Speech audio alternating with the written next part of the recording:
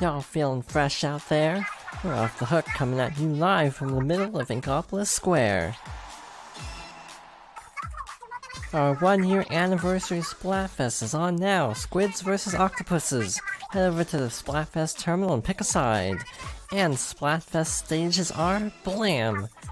I know the ducks here are adorable, but don't trust them. They're pure evil. Thanks for the tip. Whoa, at night this warehouse looks like a secret venue for live shows. Let's go! Pro, wait, don't forget your mic! We made a special stage for this Splatfest. You helped make the stage? That's amazing, Marina! Until next time, don't get cooked, stay off the hook. And welcome back to more Splatoon 2.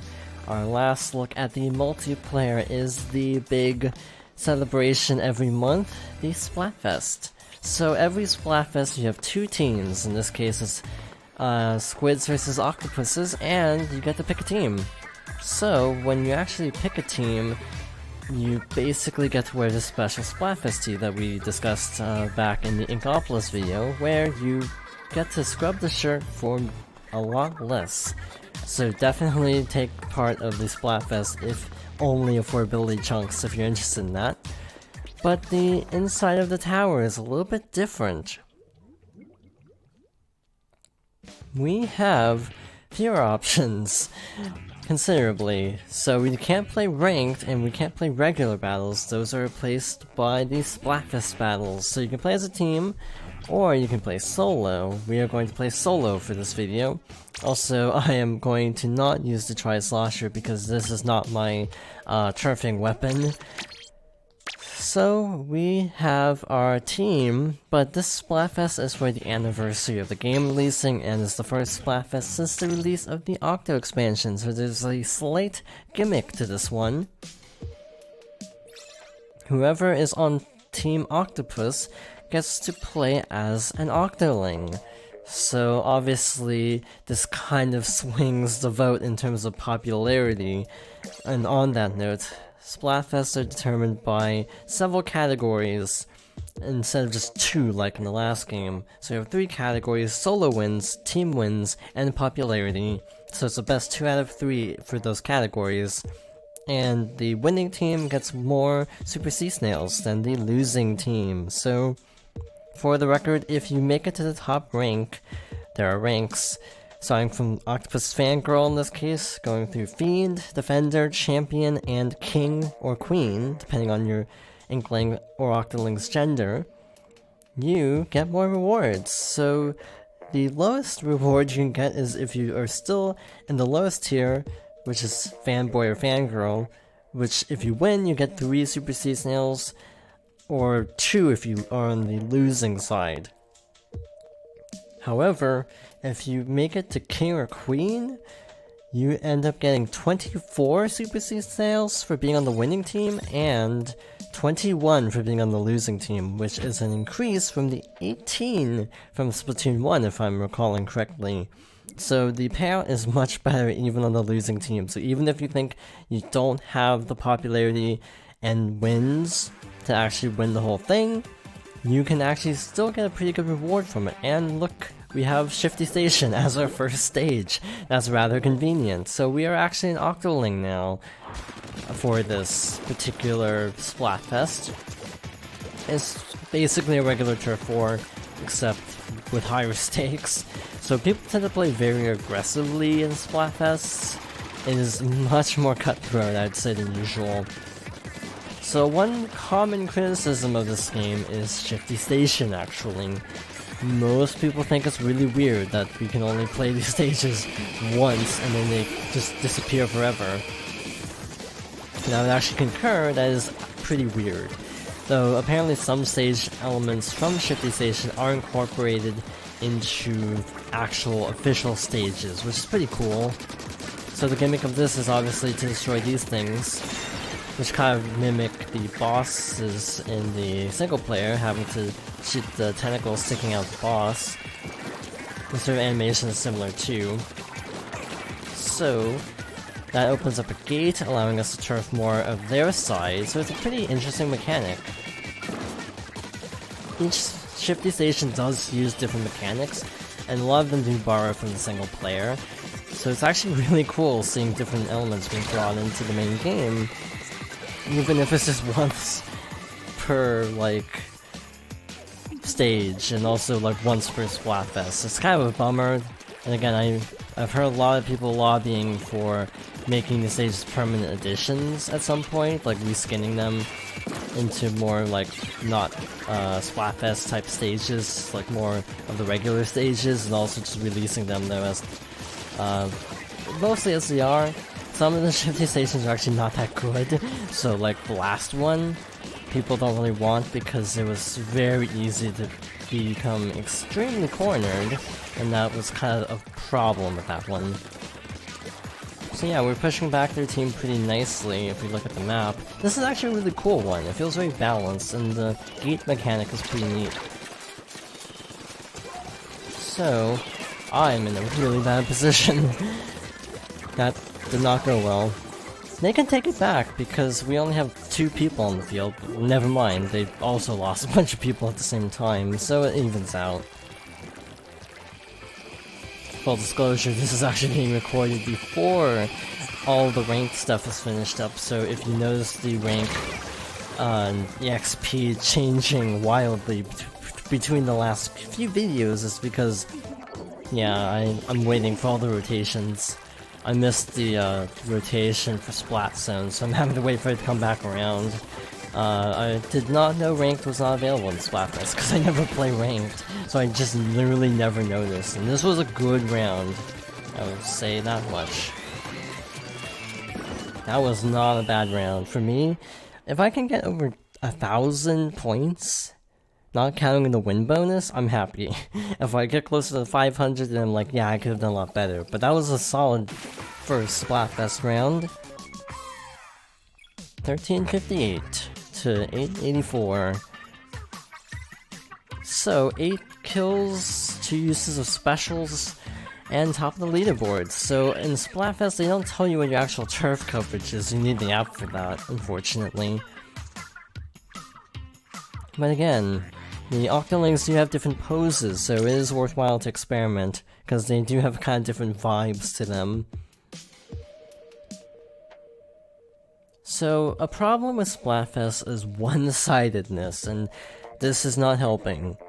The ability to play as an Octoling if you don't have the DLC kind of rigged this one for popularity, but this is actually a unique dynamic to Splatfests that creates problems. Most people note that the new system has the problem of the popular team almost never wins, and the reason is you often can't find a game that's against the other team because there's so little compared to the actual main team. The popular team just outnumbers them so much it's hard to find a match, and we're seeing that here because we're already having trouble getting into a game with Team Squid. Unfortunately, this is probably going to be an Inkling win because popularity means that we will most likely have a lot of matches where we fight Team Octopus, and those cancel each other out and don't count towards anything. I'm actually amazed we got 2 Team Squid matches in a row with how Splatfests usually go when they're this one-sided, as I'm assuming this one is, just based on the gimmick of being able to play as the Octoling without the DLC. This is Walleye Warehouse. That's a Hydra Splatling. Not my choice of weapon, but you do you. I do not know how to use that because its charge up time is so slow. It's a really powerful weapon if you can get it to work. I just can't. Like I talked about last time with the Zinc Mini Splatling. That's fast enough that I can actually do something with it. And again, kudos to anyone who can effectively use the Splatling line, because it's actually not easy. So we're already at a distinct disadvantage. I think we had a disconnect, because I'm only seeing 3 on our team. Or, yeah, I think someone's just disconnected at the very beginning, so that's unfortunate. If I'm not mistaken, the penalties for losing in terms of the overall Splatfest are actually reduced if you are on the team that has a disconnect, because it's not really fair. Which is why I'm using a wired internet connection at the moment, because I don't want to disconnect in the middle of a Splatfest. We definitely only have 3 people, so we're actually not doing horrible. The most satisfying feeling is getting a victory when you're down by 1 or 2 people, and this does happen if you're like really good. You can still win at a disadvantage. It's not easy, but it is possible. Have I ever done it? No, unless someone disconnects at the very end and we already have the momentum. Honestly though, that is a thing. If you disconnect at the end, that is a better situation than disconnecting at the very beginning. Because if you just disconnect at the beginning, then you're just down the entire game. And it just really sucks. So I'm actually not doing too horribly in terms of individual stats. Like, we're doing okay at least. We're not doing too badly. Wow, he was actually rolling really well, using the dualies very efficiently. Got 2 there. So that'll help. I don't think it's enough to push it back though. We have to basically not lose anybody for the duration of this match if we want to stand a chance, and that's not happening. Case in point.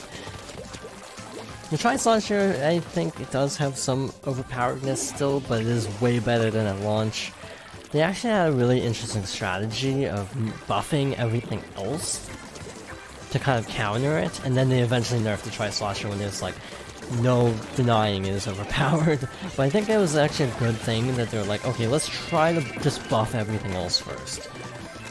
It beats the Overwatch method of nerfing until it's fixed, because Overwatch just kind of do that. Like Mercy, for example, is the go-to example. They just keep nerfing Mercy, ironically, in a merciless way, and she's just not viable anymore.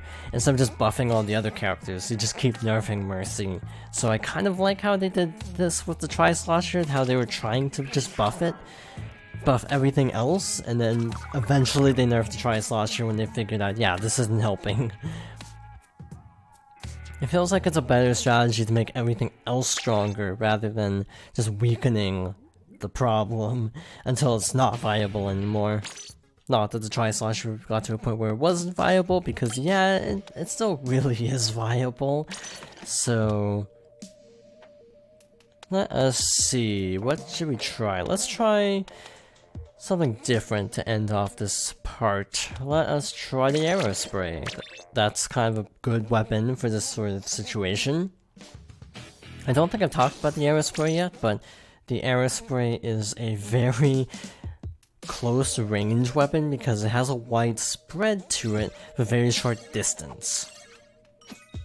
So it's good for covering turf and good for very close range encounters. It's not so good at a distance, and it is definitely outranged by a lot of different weapons, so you want to just kind of rush people but also not get hurt in the process, so it's a fine line. I've been really using the dualies a lot, so I'm kind of used to that. I'm going to be probably dodging even though I can't. I guarantee you there'll be at least one time where I start jumping repeatedly, thinking I can dodge, but then realizing, oh wait, I don't have the dualies. I am very much convinced that this is going to happen. Anyway,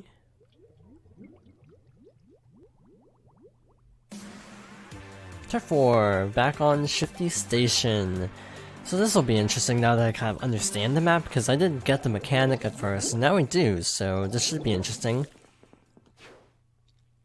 But again, the arrow spray does have a wide range, as you can see in the reticle, and again, it's very close up, but it is very good for covering turf. I've always said the argument that if you have an arrow spray and you're not the #1 person on your team, then they kind of failed, because the arrow spray is designed for turf coverage, which means, just because I said that, I'm probably not going to get top spot. I've probably jinxed myself.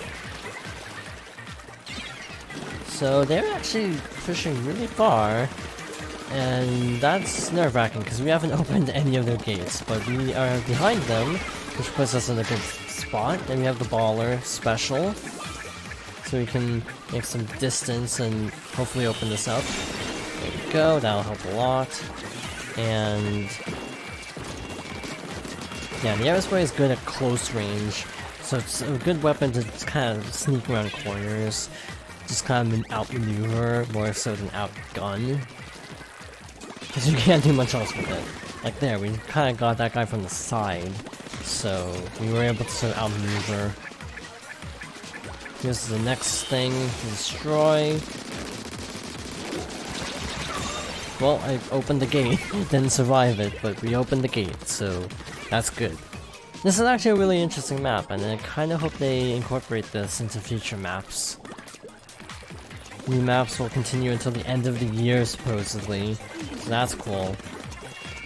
I'm also not used to using this arrow spray, I'm used to using the other one that has the curling bomb rush as the special, so that's also part of my problem. I'm not used to this particular model, because they do have different abilities. I think they have similar stats though, but just different, like, sub-weapons. That's the problem. Yeah, Splash Shot Pro, not a good matchup, so I tried to get in really close, but it didn't help because I still got taken out really quickly. But again, I will say it feels like Splatfests are more competitive than normal. You'll see a lot more like spawn camping and other types of things of that nature, I feel. Again, it might just be me, but it does feel like the competitiveness ratchets up exponentially. So like, on the app it keeps track of your last 50 battles. Typically, what happens is around Splatfest, around normal, it's usually around 30-20. It's usually the other way around when there's a Splatfest, because that's just how brutal these things get. You will have a lot of losses, and you might not have a ton of wins, so it's kind of an uphill battle to king or queen, unfortunately. The only battles they tend to win in Splatfest are the ones that are against mirror teams, because they tend to be a little bit more forgiving, less brutal, less intense, less competitive, and so on. And that was an absolute landslide. People also speculate it's because a lot more inexperienced players tend to go with the popular team, and the people who pick the not popular team tend to be a little bit more like veterans of the game who, in some cases I've heard some reports that people kind of pick the opposite team of the popularity on purpose, just to see if they can overcome having an automatic deficit in terms of the overall rankings. So yeah, usually the popular team has more players, but generally less good players. That's a general speculation I've heard, while the unpopular team tends to have better overall players. Anyway, that is a quick look at the Splatfests, and I don't know who will win because this is being recorded live. You'll know because this video is going up way after the actual Splatfest. But in any case, thank you for watching, and I hope you join me next time for more Splatoon 2, where we will start the Octo expansion at long last.